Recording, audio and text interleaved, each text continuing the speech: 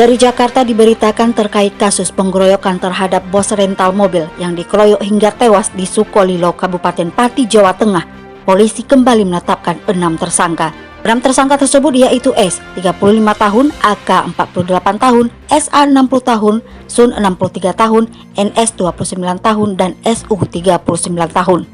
Dalam pengeroyokan tersebut, tersangka memiliki peran masing-masing. Tersangka S melakukan penganiayaan dengan menginjak perut dan memegangi kaki korban. Peran AK juga menginjak perut korban.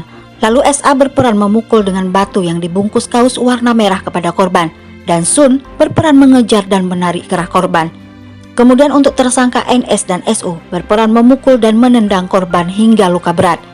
Sementara itu, ke-6 tersangka tersebut baru ditangkap pada hari Jumat 14 Juni malam dan Sabtu 15 Juni dini hari. Para tersangka baru tersebut diamankan di dalam hutan dan perkebunan. Masih terdapat tersangka lain yang masih menjadi buronan dalam kasus tersebut. Pihak kepolisian memperingatkan agar para tersangka yang masih buron segera menyerahkan diri. Sebelumnya dalam kasus tersebut telah terdapat 6 orang yang ditetapkan sebagai tersangka terlebih dahulu.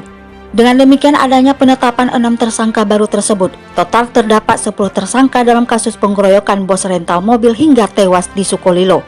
Sementara itu, 3 korban pengeroyokan dan penganiayaan sekaligus teman dari bos rental mobil yang tewas dikeroyok warga desa Sumber Suko, Kecamatan Sukolilo, Pati, kini sudah pulang dari rumah sakit.